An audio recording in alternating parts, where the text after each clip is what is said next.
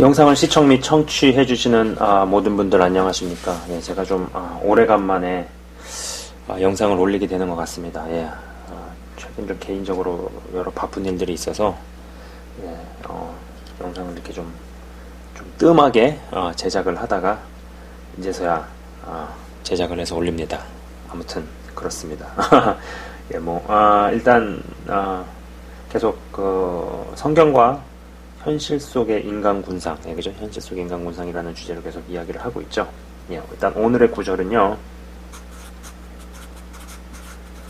오늘의 구절은 마태복음 16장 21절에서 23절의 말씀입니다. 마태복음 16장 21절에서 23절입니다. 우선 제가 읽도록 하겠습니다. 이때로부터 예수 그리스도께서 자기가 예루살렘에 올라가 장로들과 대제사장들과 서기관들에게 많은 고난을 받고 죽임을 당하고 제3일에 살아나야 할 것을 제자들에게 비로소 나타내시니 베드로가 예수를 붙들고 항변하여 이르되 주여 그리 마옵소서 이 일이 결코 주께 미치지 아니하리이다. 예수께서 돌이키시며 베드로에게 이르시되 사탄아 내 뒤로 물러가라 너는 나를 넘어지게 하는 자로다. 네가 하나님의 일을 생각하지 아니하고 도리어 사람의 일을 생각하는도다 하시고. 자, 저는요 이 구절을 생각해 볼 때 항상 가장 핵심적인 일을 수행할 때 적군이 아닌 아군이 길을 막고 방해한다는 생각을 해보곤 합니다. 예, 적군이 아니고 아군이 항상 핵심적인 일을 할 때, 핵심적인 일을 할 때 적군보다 아군이 길을 막는다라는 것이죠. 저도 예전에 영상에서 이야기했었지만 예수님의 진짜 핵심 사역은요 가르치시고 전파하시고 병 고치시는 것이 아니었습니다. 사실 이 세 가지 사역은 자신이 하늘로 승천하시고 나서 하늘의 일을 감당할 제자들을 키워내는 것보다 단계가 낮은 것이었죠. 이 모든 사역들보다 가장 중요한, 아니 제일 중요한 핵심 중의 핵심, 이 땅에 오셨던 진짜 목적은 방금 읽은 대목처럼 많은 고난을 받고 죽임을 당하고 제3일에 살아나야 할 것입니다. 그러니까 뭐겠어요? 십자가 지시고 죽으신 다음에 부활하시는 것. 이게 가장 핵심 중의 핵심이죠. 아까 말씀드린 것처럼 가르치시는 것, 그리고 전파하시고 병 고치는 것.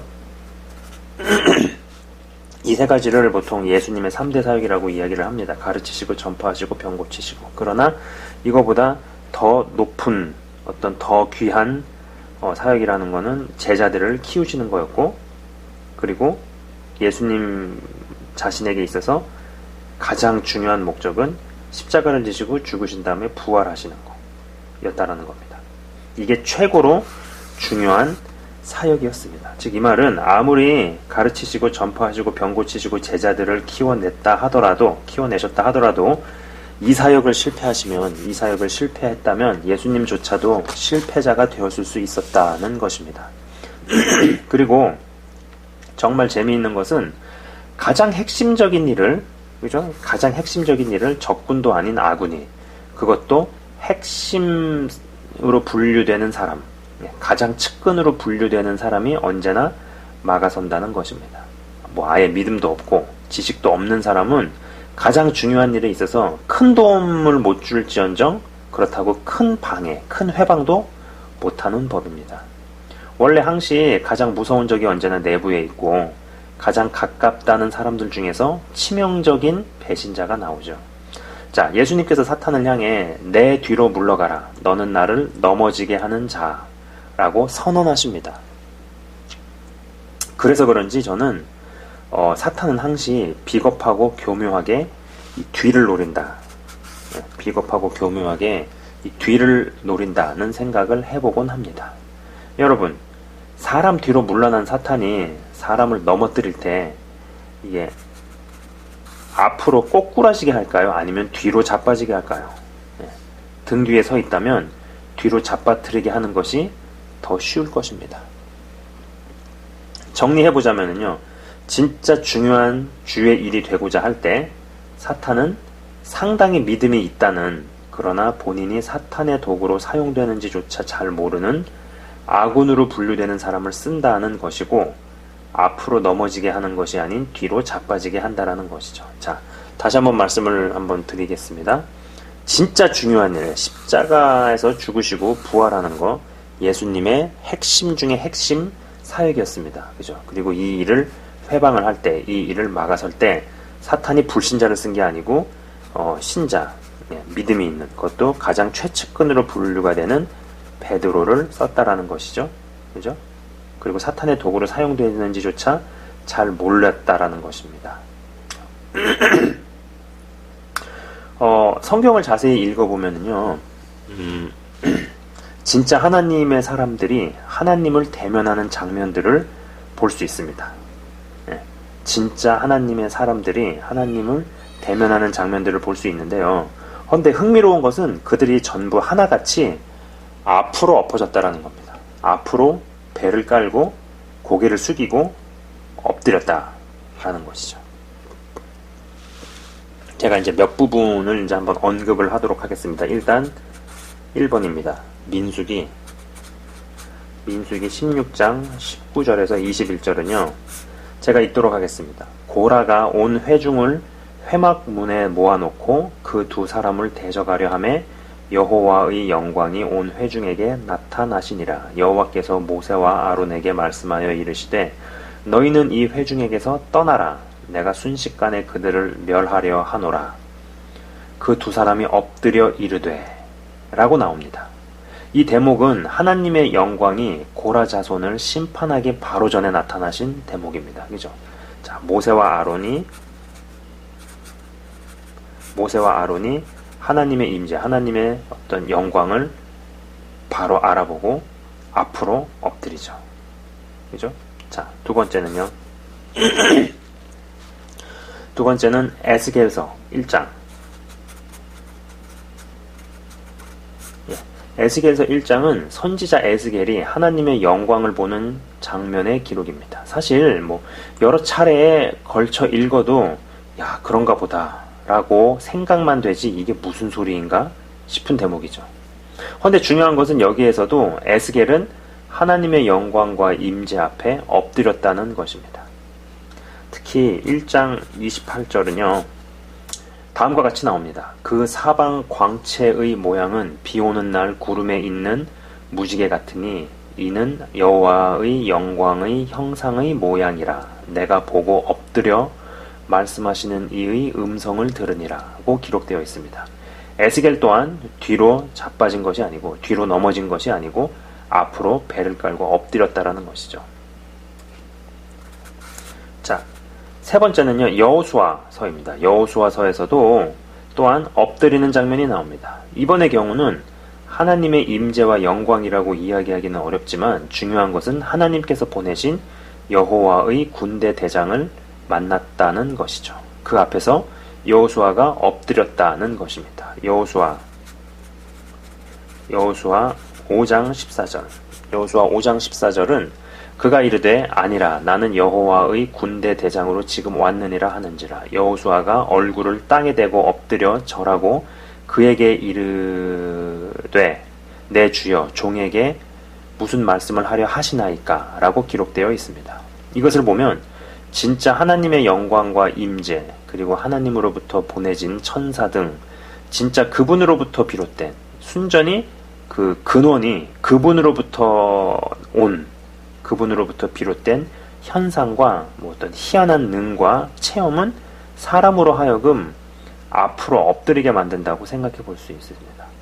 뒤로 넘어지는 것이 아니고 앞으로 엎드린다라는 것이죠.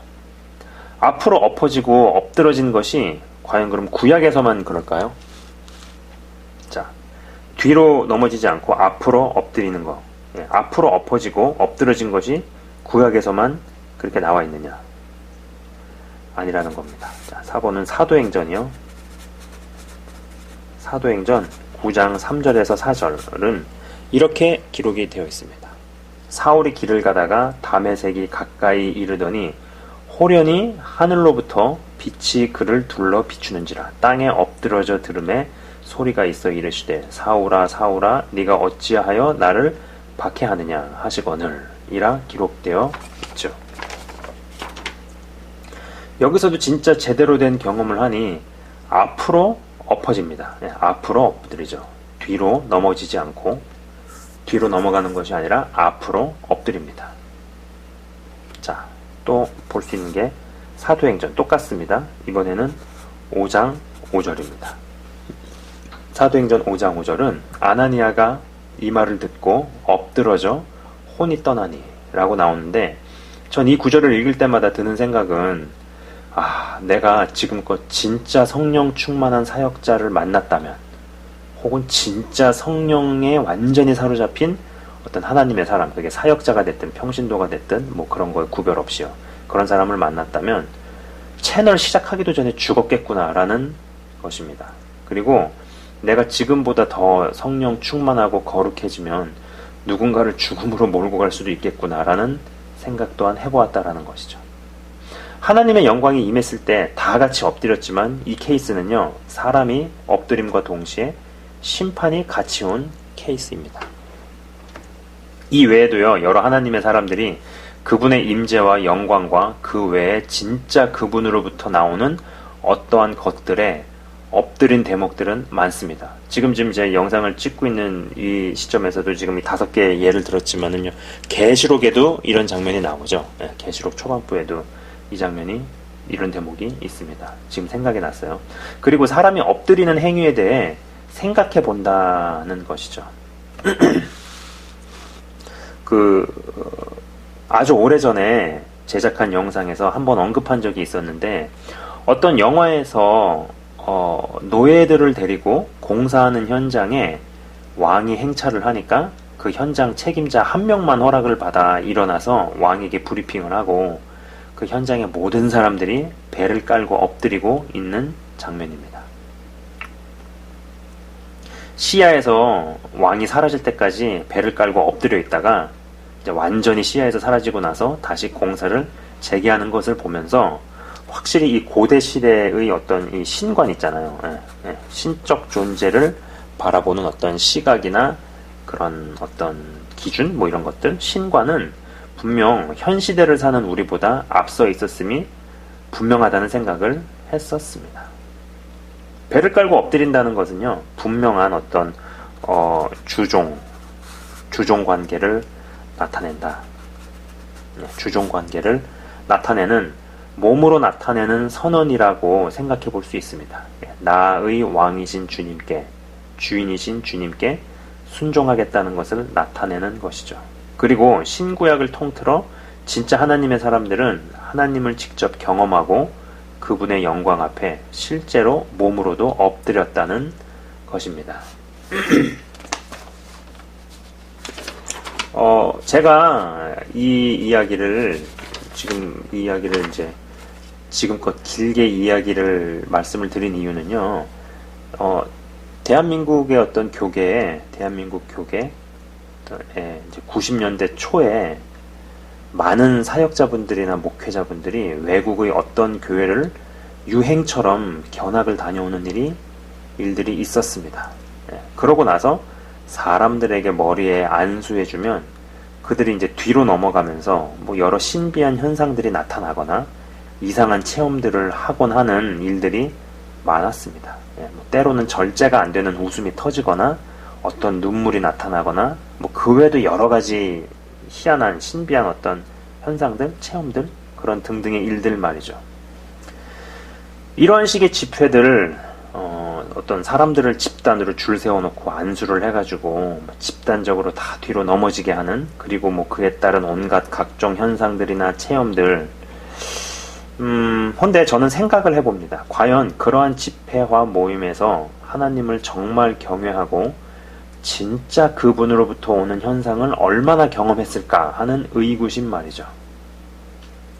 물론 이 집단적으로 뒤로 넘어가게 된 것이 정말로 어떤 의도를 가지고 뭐 사역자가 밀어 제끼거나 뭐 이런 경우 있잖아요. 뭐 사역자는 막 뒤로 넘어뜨리려고 막 힘주고 있고 기도받는 사람은 또 안 넘어가려고 막 버팅기고, 그죠? 아니면은 뒤로 안 넘어가 주면은 뭐 사역자가 민망해 할까봐 뭐 넘어가 주는 경우도 있는데, 아무튼 어떠한 의도성이 없이 그냥 손만 댔을 뿐인데 사람이 뒤로 넘어가서 어떤 영적 경험 내지는 체험을 하는 바람에 그것이 계기가 되어서 예수님을 믿게 되거나 신앙생활에 열심을 내게 되는 경우도 있습니다. 사실 엄밀히 이야기해서 제한받지 않으시는 성령님께서 사람을 뒤로 쓰러뜨리든 옆으로 잡아뜨리든 뭐든 못하시겠어요. 앞으로 엎어지 그잖아요. 제한이 없으시니까. 그죠?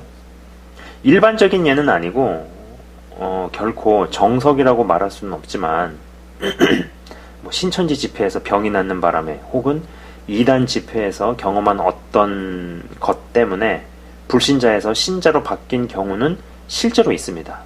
예, 실제로 있었어요. 제가 아는 케이스도 있습니다. 믿음이 없는 남편분을 지금은 완전히 이상한 사역자로 낙인이 찍힌 그분의 집회를 데리고 갔다가 그 남편분이 이제 믿음을 갖게 되고 예수님을 믿게 되고 이런 일이 실제로 있었어요.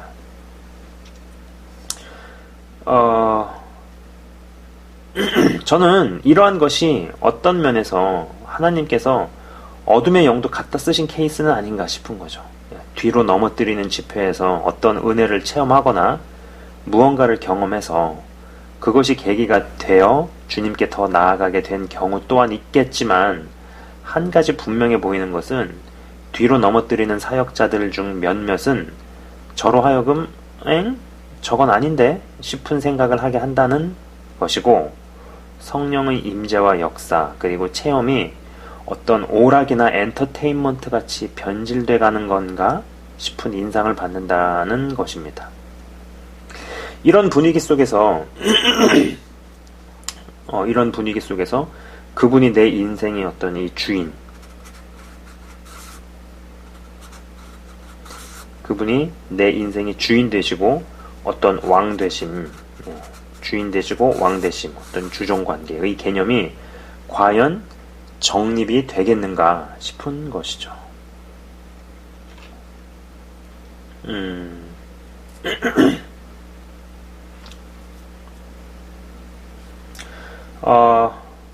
제가 이 이야기를 지금껏 길게 아니구나.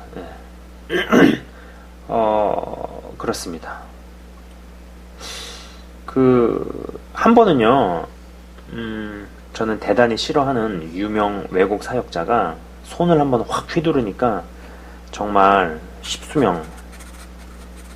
십수명의 사람들이 막 뒤로 넘어가는 것을 보면서 어떤 하나님의 임재라기보다는 무슨 장풍 차력 쇼나 어떤 오락물, 오락 영화를 보는 느낌이 들었다라는 것이었죠.